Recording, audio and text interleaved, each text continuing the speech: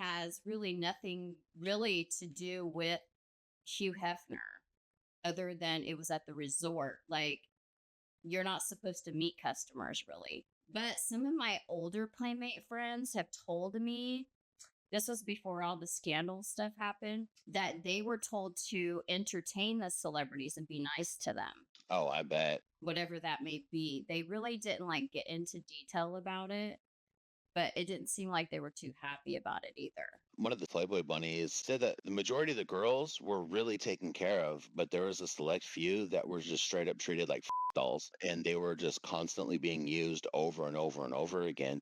And I don't know if that's a result from those Playboy bunnies that had the type of mentality that enjoyed that kind of stuff. Because I do know girls that act like straight up porn stars with every guy that they come across. There's no money involved. There's no content being created from it. They're just out there. I was listening to this MMA fighter. He was doing an interview and he was talking about this little Asian girl that he met at a coffee shop. And they were just chit chatting, and she was like, "Oh yeah, I like to get gangbanged by 12 black guys at a time." And he was like, "What?" And she just seemed like she was just some sweet, innocent little girl, and she's an absolute monster. If anybody wants to go check out this interview, is actually from Rampage Jackson. He's one of my favorite MMA fighters. He's hilarious, but the story that he was telling, it's a common, that kind of mentality exists out there. So I don't know if these girls might have had that mentality and just kind of chased that, and then they got hurt from it, or these guys just straight up bamboozled them and got them up in the episode. One of the bunnies, and she's actually telling the story secondhand, so she wasn't there, but she's aware of it. She said that it happened a couple of years before she got there, but that these girls had met these guys there at the resort. They said that they were Hollywood producers. They were there to make a movie. They invited them out to the cabin in the woods, got these girls hella up, then basically held them hostage, took turns on the girls when they were too up to fight back. Yeah. They recorded it, and they threatened to put this content out, which would have definitely ruined them because it's so horrific. Yeah. It would have definitely destroyed their life a lot more than what it did. Right. Because then everybody would know those are the girls that let them do that. Yeah. It's kind of like that video that you sent me from that podcast where that girl's talking about letting her man bang her in the with her head in the toilet. That's fucking wild, but I know that there's freaks out there. Yeah. Girls do weird things. I'm kind of noticing a trend that a lot of the women blame it on the youth. I believe that maybe it is a problem for people to get into it so young because they don't know what they're doing and they aren't experienced and they are naive. And you do feel pressured because, I mean, even I felt pressured where Bridget literally called me to go to Hef's bedroom. Anyway. I've worked at clubs before, and there's a couple of gay clubs that I worked at when I was go-going. Sometimes some of the managers would be like, "Hey, we have somebody in one of our VIP booths, want you to go with them." I'm like, "Yeah, I don't do that." Whenever I would tell them no, I wasn't gay, they would get so mad. And I'm just like, okay, you can say whatever the you want. You can be mad. I'm not going to do that. And I don't have to. They would be like, well, I don't know if we're going to have room for you on the schedule and this and this. And I was like, okay, well, okay, go yourself. I took a night off from my other gig to come do this gig. I don't need this shit. And then a lot of times they weren't even barely paying me anything anyways. Wow. And even when I was working in those clubs, I would ask some of my friends that I was working with, like, hey, how come I don't make as much in tips as you do? And they're like, oh, because they know you're not gay. I'm like, how do they know? And they're like, dude, gaydar is a real thing. And it's like, oh, okay.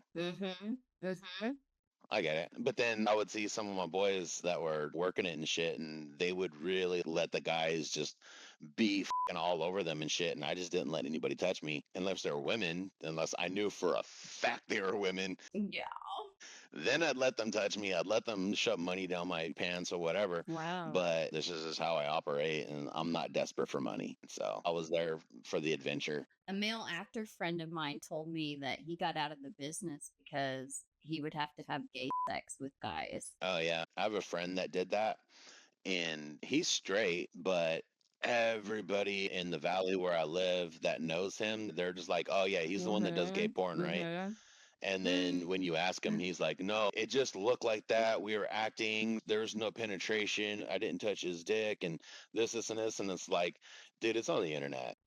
Oh no. You know what I mean? I haven't seen it, but everybody else who did see it, they were like, nah, he fucking did gay sex with that guy and shit. I get it. He said that he was desperate for money, but like once you put shit out there and it hits the internet, you can never take it back. Mhm.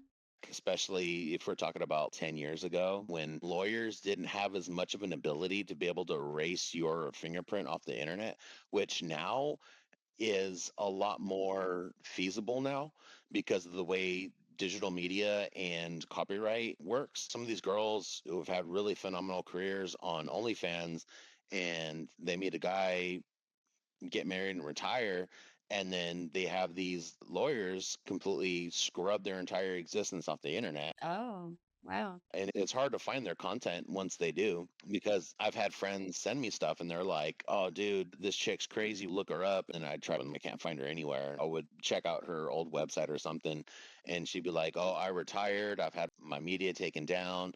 Thanks for the support, yada, yada. So that's actually a legitimate thing now. Interesting. Yeah, a lot of people regret their career. I noticed. Even with Playboy, like there's girls that burn all their Playboy stuff. I had a girlfriend that did that probably mid 2000s. She went Christian and burned all of her Playboys. Wow. I thought that was odd. I don't know. On one side, I'm like, good for you. You're saved now. You're following a path that you want to follow. You can follow that now. You might not have been able to do that before. Good for you. But at the same time, it's like, damn, we lost a sister. You know what I mean? Yeah. So back to the original story of that lady, and she was telling a lot of other people's stories. I would have liked to have actually heard like from the two sisters, from the girls that got raped at the party.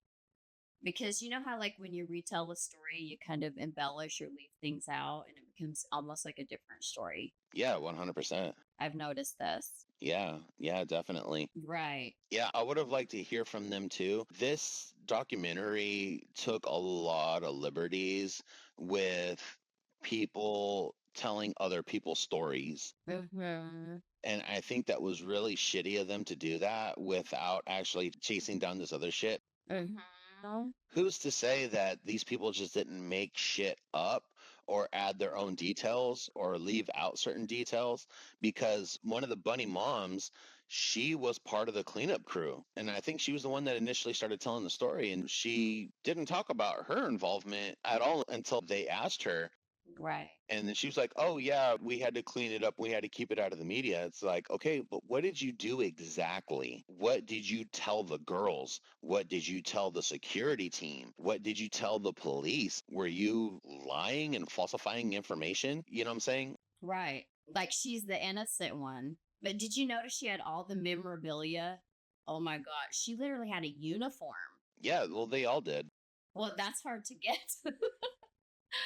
They're usually like lock and key, you know? Yeah, they had a lot of stuff too. I'm surprised they had it all. Yeah. I was like, wow. Yeah. Different cards and everything. Yeah. So I would have liked to have asked those questions. And the other guy, James Ellis, the one that was head of security, I would have liked to ask him more questions like, what did you guys do with the evidence? What did you tell the girls? What happened to the girls after they were fired? You know what I'm saying? And a lot of these questions weren't asked. And I think it really let them off the hook. This documentary was really set out to discredit Hugh Hefner and the Playboy brand, Okay. but they're not taking into account the accountability of all these people that were involved. Yeah, it did. I would have liked to hear more about that. So that way, when I think about this, I'm not thinking Hugh was the main bad guy because when you hear these testimonies, especially from all the episodes up until this one, you never hear any of them say Hugh made sure that this stuff didn't get out into the media. It was Playboy. Uh-huh. Uh-huh. Hugh wasn't running Playboy. He was the face of it. He